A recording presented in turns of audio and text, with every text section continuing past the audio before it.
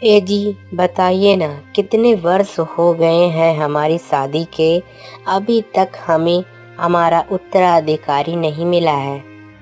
महारानी, हम कर भी क्या सकते हैं। हमारे भाग्य में जो लिखा है वह तो होकर ही रहेगा। अगर उत्तराधिकारी इस राज्य को देना है वह तुम ही दे सकती हो, अन्यथा मैं दूसरा विवाह नहीं करूंगा।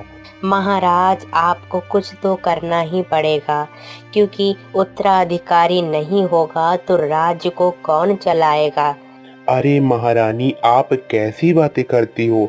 उत्तराधिकारी नहीं हुआ तो कैसे राज्य चलेगा, यह तो प्रभु जाने।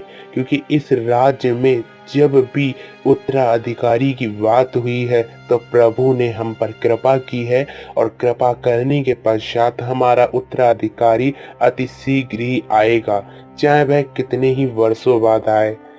महाराज, आपकी बात एकदम ठीक है, लेकिन सोचिए जरा, आप भी वृद्धावस्था को आ रहे हैं, मैं भी वृद्धावस्था को आ रही हूँ। कुछ ही दिनों में हम वृद्ध हो जाएंगे, तो कैसे संतान होगी और कैसे उत्तराधिकारी मिलेगा। महारानी, आप तनिक सी भी चिंता ना कीजिए। यह तो सब प्रभु की माया है, और प्रभु जब चाहेंगे तब हमारा उत्तराधिकारी हमें अवश्य मिल जाएगा।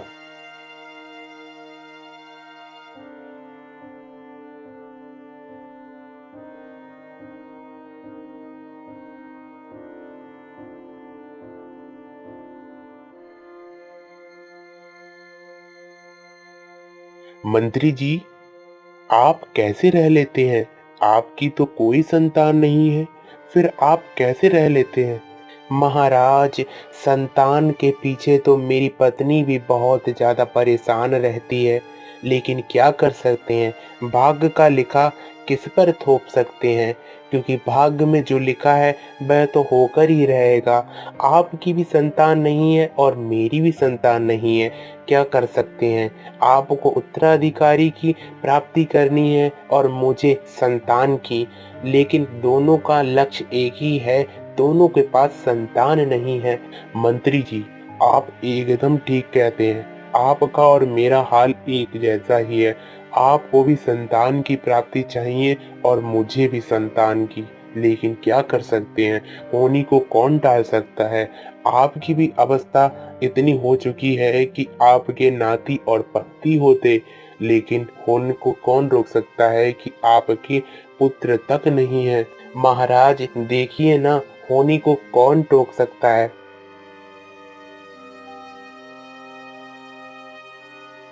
मंत्री जी, बहुत दिन हो गए हैं, आज हम बाहर शिकार पर चलते हैं। नहीं तो भ्रमण करने के लिए अवश्य ही जाएंगे, क्योंकि हमारी कोई संतान नहीं है। इसके दुख में हमारी पत्नी भी बहुत दुखी रहती है। कुछ मन हल्का करने के लिए जरा बाहर चलकर देखते हैं कि बाहर का नजारा कैसा है। राज्य में सब सुखी से तो रह रहे हैं, चलो।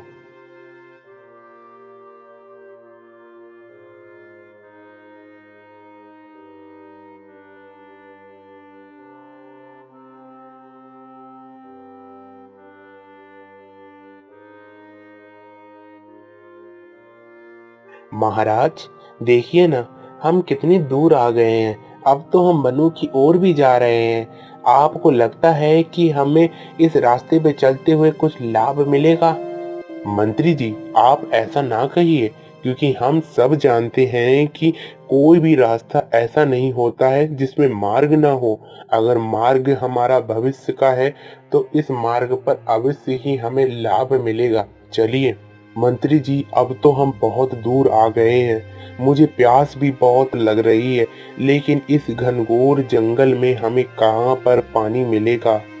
महाराज, आपका मंत्री मैं हूँ, और जब आपको प्यास लगी है तब मेरा यह कर्तव्य है कि एक राजा का मंत्री होते हुए मैं आपकी प्यास बुझाने का प्रबंध करूं। इसलिए आप यहाँ पर ठहरिए, मैं कुछ दूर जाकर जलाशय में से पानी लेकर आता हूँ और आपकी प्यास शांत हो जाएगी। हाँ मंत्री जी, आप जाइए, तब तक मैं यहीं पर भ्रमण करता हूँ, और आप शीघ्र से शीघ्र लौट आना।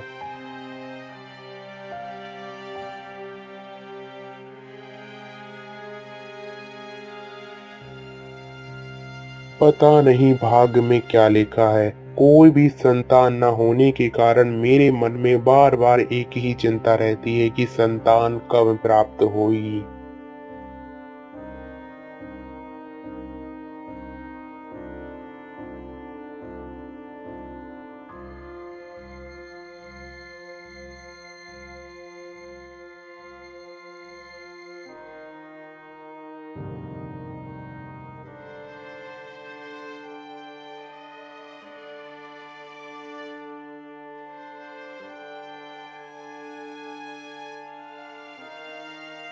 साधु जी, आप मेरा भविष्य बता सकते हैं। मैं इस राज्य का राजा हूँ और राजा होने के कारण मेरी एक भी संतान नहीं है। मैं उस राज्य का राजा हूँ जहाँ पर प्रजा सुखी रहती है, और जिस राज्य में आपका आश्रम है वह मेरा ही राज्य है। क्या राजा, क्या कहते हो कि तुम्हारा राज है? हाँ, तो तुम्हारा राज होगा, लेकिन यह तो सब प्रभु की ही नगरी है। सब प्रभु में ही विलीन हो जाना है। इसलिए राजन, तुम कहना क्या चाहते हो? साधु जी, मेरा कहने का अर्थ यह नहीं है कि मैं अभिमान बस यह कह रहा हूँ कि ये मेरा राज्य है। अपितु मैं यह कहना चाहता हूँ कि मैं हर रोज एक ही चिंता में डूबा रहता हूँ कि मेरी कोई भी संतान नहीं है। संतान न होने के कारण मेरी पत्नी बहुत ही ज्यादा दुखी से रहती है, और मेरे भाग्य में संतान सुख है भी और या नहीं भी, यह तो आप ही बता सकते हैं। राजन, तुम्हारी मस्तिष्क को देखकर लगता है कि तुम्हें संतान प्राप्ति अवश्य होगी, और अवश्य होने के कारण मैं तुम्हें एक फल देता हूँ, और उस फल को ले जाकर अपनी पत्नी को खिला देना।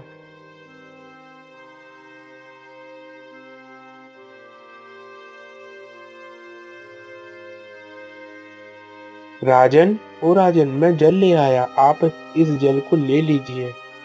मंत्री जी, आप आ गए हैं तो इन साधु महाराज से भी मिल लीजिए। यह साधु महाराज ने बताया है कि मुझे संतान सुख अवश्य प्राप्त होगा। अच्छा, तो साधु जी, संतान तो मेरी भी नहीं है, मैं भी वृद्धावस्था को आने वाला हूँ।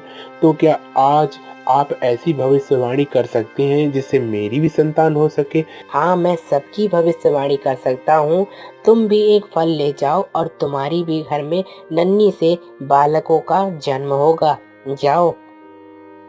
महाराज, आज हम धन्य हो गए, क्योंकि आज हमें कुछ ऐसा लाभ मिला है जिससे हमें लगता है कि हमें संतान प्राप्ति अवश्य होगी। इसके पश्चात मंत्री और राजा दोनों जाकर अपनी अपनी पत्नियों को वह फल खिला देते हैं।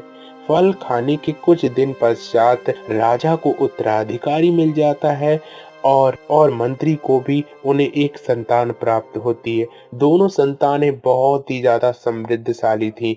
मंत्री का लड़का बहुत ही ज्यादा चतुर था, और राजा का लड़का बहुत ही ज्यादा बलवान था। दोनों की मित्रता आपस में इसलिए हो गई क्योंकि वह एक दूसरे से रोज मिला करते थे। बचपन उनका ऐसा ही बीता, और जब वह जवानी पर आए तब एक दिन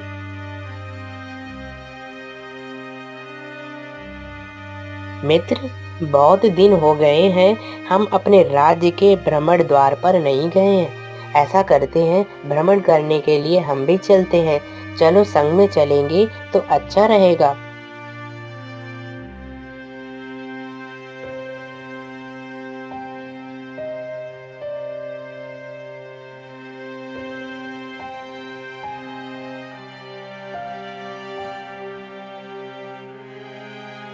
मित्र, तुम्हारी मित्रता पाकर मैं धन्य हो गया हूँ।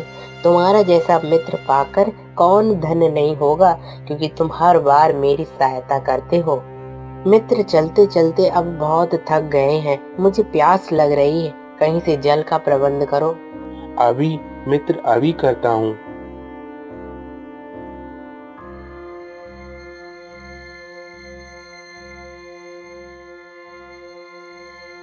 मित्र, लो जल पी लो।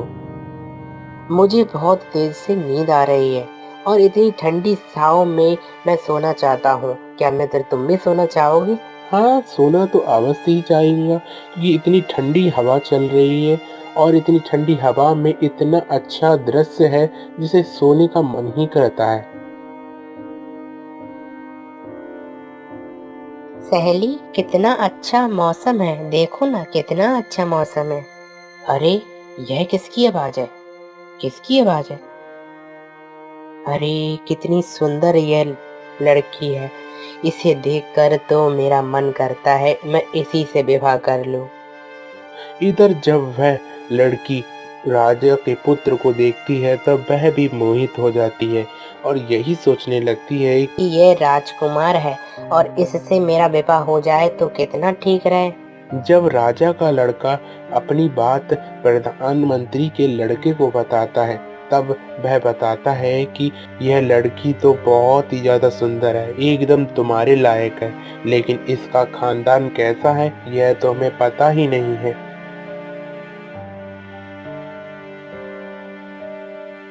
राजन, आपके पुत्र को किसी से प्रेम हो गया है और प्रेम होने के कारण वह न खाना खा रहे हैं और न ही पानी पी रहे हैं। क्या कहा? मेरा पुत्र किसी को चाहने लगा है, किसी से प्रेम करने लगा है? इसमें आपत्ति ही किस बात की है? जब मेरा पुत्र विवाह के योग हो गया है तब उसमें यह लक्षण स्वाभाविक ही है और स्वाभाविक होने के कारण मैं अपने पुत्र से यह बात अवश्य पूछूंगा।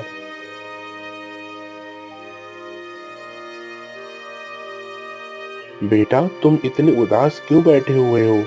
तुम्हें अगर किसी से प्रेम हो गया है तो हम एक राजा हैं, राजा होने के कारण तुम्हारे पिता भी हैं और इतना दायित्व तो हम रखते ही हैं कि जिससे तुम्हारा प्रेम हुआ है मैं उससे तुम्हारा विवाह करा दूं। हाँ, लेकिन मैं उसको केवल देखा है, लेकिन मैं नहीं जानता हूँ वह कहाँ रहती है। अरे, तुम नहीं जानते हो कि मैं राजा हूँ? पूरे नगर में घोषणा करा सकता हूँ कि वह कहाँ रहती है और कहाँ पर उसका घर है। नहीं पिताजी, आप कष्ट ना कीजिए। जिस स्थान पर वह लड़की आई थी उस स्थान पर मैं फिर से जाऊंगा, क्योंकि मेरा मित्र इतना अच्छा है कि मेरा विवाह उससे हो वह बहुत ही ज्यादा खुश हो जाएगा। बेटा, तुम जैसा चाहो वैसा करो, लेकिन इतना याद रखना तुम्हारे पिता तुम्हारे साथ हमेशा खड़े रहेंगे। जी पिताजी। मित्र, फिर से हमें उस जलाशय के पास जाना चाहिए। क्या पता वह लड़की फिर से आ जाए।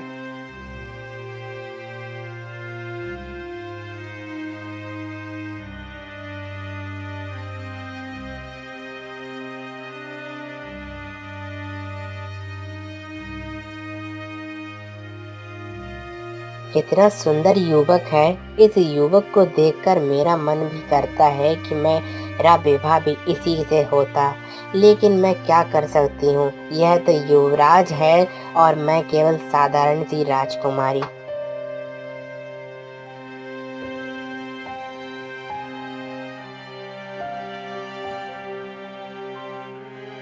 जब उस लड़की की माता को पता चलता है कि मेरी पुत्री किसी से प्रेम करने लगी है तब वह कहती है, क्यों रे कलमुही, क्या करने गई थी? क्यों जलाशय के पास गई थी? तुझे पता है कि तेरा विवाह किसी और से तय हुआ है और तय होने के पश्चात मैं विवाह तेरा उसी के साथ करूंगी। माँ, मैं क्या करूँ कि मैं उस युवक से प्रेम कर बैठी। यह मेरा दोष है या किस्मत का, लेकिन मैं उसी से विवाह करूंगी। बेटा, तुमने यह बात तो कह दी है, लेकिन तुम अपने पिता से कैसे यह बात कहोगी? मैं कह दूंगी।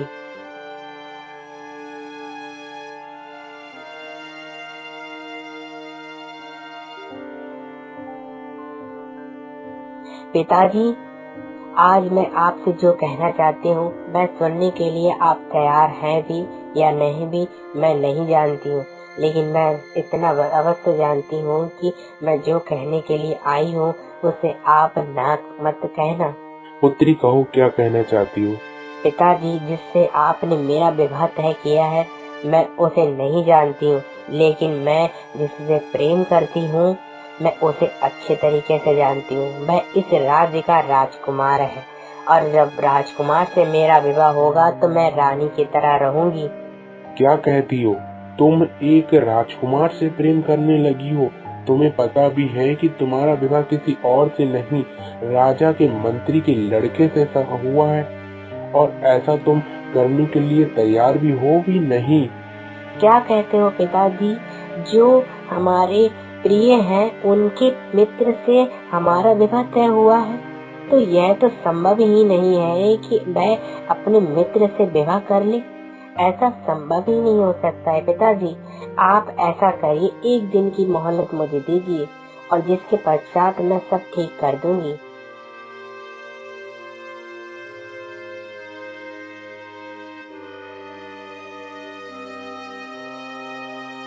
राजकुमारी, मैं तुम्हारे प्रेम में इतना अंधा हो चुका हूँ कि मुझे रात रात नींद नहीं आती है।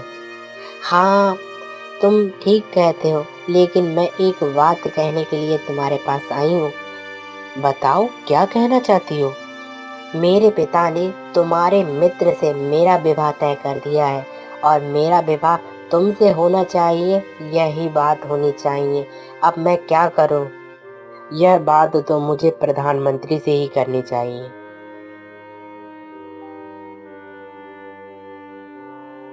प्रधानमंत्री जी, आपने किससे अपने पुत्र का विवाह तय किया है? जिससे आपने अपने पुत्र का विवाह तय किया है, मैं उससे प्रेम करता हूँ और प्रेम करने के कारण मैं उससे विवाह करना चाहता हूँ। इसलिए आपने जो भी विवाह तय किया है, उसे आप मना कर कर उसका विवाह मेरे संग कराएं। पुत्र, जो तुम कह रहे हो वैसा ही होगा, लेकिन मैं उसके पिता से बात करना चाहता हूँ।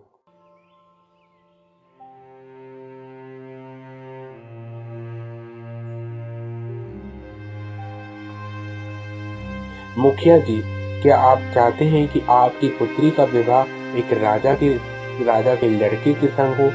यह तो मेरा सौभाग्य होगा कि मैं अपनी पुत्री का विवाह एक राजा की लड़की के संग करूंगा। तो यह बात तो आपको राजा को जाकर बतानी होगी।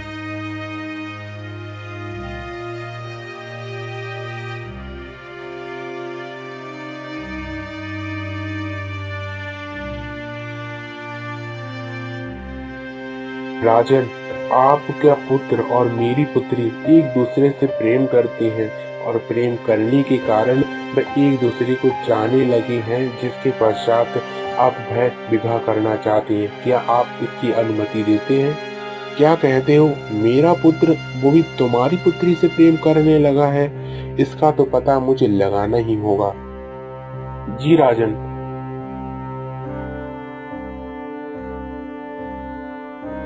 पुत्र, क्या यह जो कह रहे हैं वह सच है? जी पिताजी, मैं इनकी लड़की से प्रेम करने लगा हूँ और प्रेम करने के विवाह भी करना चाहता हूँ। तो तय रहा। जब मेरे पुत्र को तुम्हारी पुत्री पसंद और तुम्हारी पुत्री मेरे पुत्र को पसंद है, तो अब विवाह का मुहूर्त निकलवा कर विवाह कराइए। जी महाराज, आप ऐसा ही कीजिए।